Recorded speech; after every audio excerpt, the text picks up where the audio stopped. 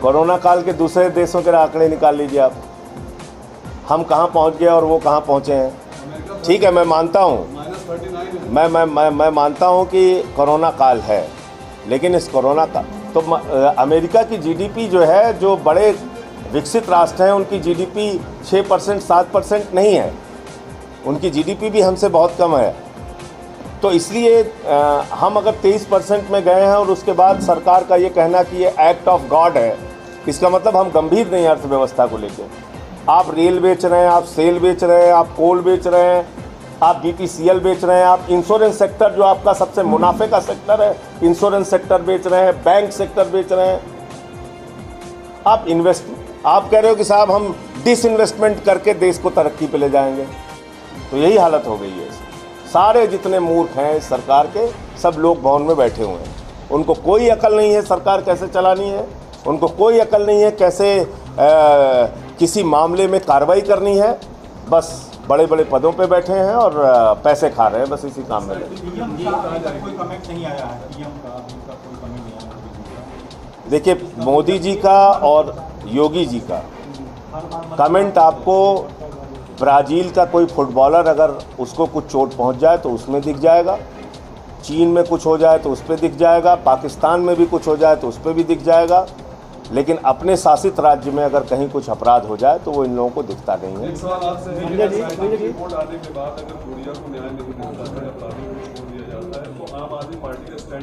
देखिए, मेरा स्टैंड, आप आए नहीं थे, मैं पहले भी बोल चुका कि नाक के नीचे घोटाला हुआ पूरे प्रदेश के अंदर, ये घटनाएं रोज अपराध की हो रही हैं। और देखिए, एक बात बहुत स्पष्ट हम लोगों को समझना चाहिए, जब सरकार चिन्मयानंद के पक्ष में खड़ी होगी, जब सरकार कुलदीप सेंगर के पक्ष में खड़ी होगी, तो हाथरस की गुड़िया हो या सोनभद्र की गुड़िया हो, उसको न्याय नहीं मिलेगा। न्याय देने की जो मनसा है वो इच्छा शक्ति सरकार में नहीं है।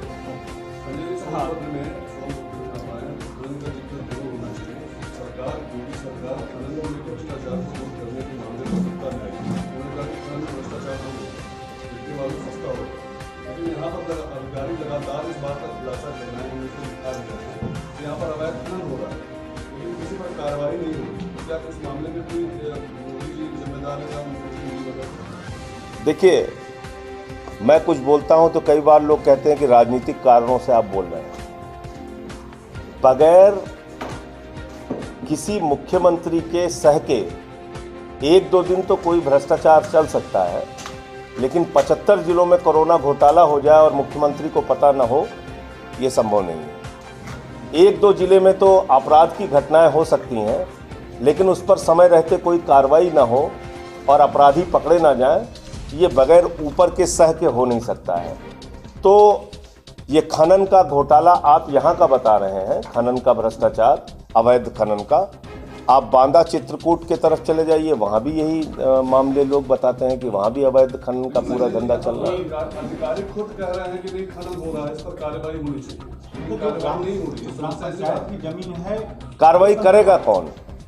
सरकार कार्रवाई करेगा कौन? प्रशासन।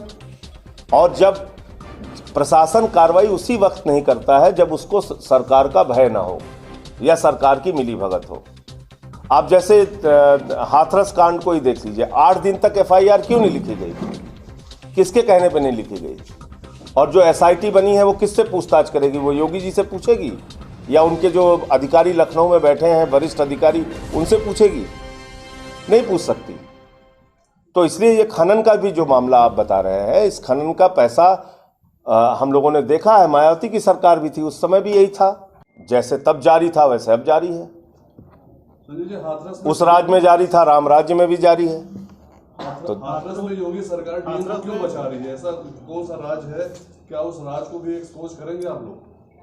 देखिए, मैंने ये मांग की है कि डीएम का मोबाइल तुरंत जब्त करके और 14 सितंबर के बाद उसके पास किसके किसके कॉल कब आए, इसका डिटेल सामने करना चाहिए, सार्वजनिक करना चाहिए। और उससे नार्को टेस्ट परिवार का नहीं, नार्को टेस्ट उस डीएम का होना चाहिए, उससे पूछताछ होनी चाहिए कि तुमको किसने दबाव बनाया, किससे किससे तुम्हारे ऊपर दबाव आया, जिसकी वजह से तुमने कार्रवाई नहीं की, जिसकी वजह से तुम परिवार को धमका रहे हो, जिसकी वजह से तुम मीडिया को रोक रहे हो, जिसकी वजह से तुम किसी को मिलने नहीं दे रहे हो। सरकार इतनी साफ होती तो विक्रम कांड में जो विकास दुबे के जो मामले में भी जो है मोबाइल के पूरे डिटेल आ जाते, लेकिन उसमें भी नहीं हुए, तो कहाँ पे साफ नीयत तो कहीं साफ नहीं दिख रही। मैं इसीलिए तो कह रहा हूँ कि ये सरकार चल ही नहीं रही है। राष्ट्रपति शासन प्रभात मिश्रा, मैं राष्ट्रपति शासन की बात नहीं कह रहा हूँ, मैं तो ये कह रहा हूँ कि ये मुख्यमंत्री पूरी तरीके से फेल साबित हुए हैं योगी जी। मैं कौन बने उनकी पार्टी तय करे, लेकिन मैं ये कह रहा हूँ कि ये मुख्यमंत्री जितने बड़े बड़े वादे और दावे करके आए थे, गुंडाराज खत्म करने के, अपराधीकरण खत्म करने के, चरम पर अपराध है, चरम पर भ्रष्टाचार है, उनको अपने पद पर रहने का अधिकार नहीं है, उनको इस्तीफा दे देना चाहिए। आपने विक्रम कांड की बात की, 12वीं में पढ़ने वाला बच्चा प्रभात मिश्रा, उसका इनकाउंटर हो गया, कोई सवाल उठाने वाला है? मैं 4 महीने से लगातार चिल्ला रहा हूं कि भाई उसकी जांच होनी चाहिए, कैसे उसकी जान चली गई? एक FIR उसके विरुद्ध नहीं है, प्रभात मिश्रा के विरुद्ध, उसका इनकाउंटर करके मार दिया जाता है। खुशी दुबे, मैं नहीं कह रहा हूं, कोर्ट ने कहा कि वो नाबालिग है, और खुद उनके SSP का तत्कालीन बयान है, रोक दो भाई, तत्कालीन बयान है SSP का, जिसमें SSP कह रहे हैं कि खुशी दुबे को 169 की रिपोर्ट लगाकर हम लोग छोड़ने जा रहे हैं कल, और अब उसके खिलाफ 302 से लेकर 17 धाराएं लगा दी। देश दुनिया की खबरों के लिए world media times news channel को सब्सक्राइब करें।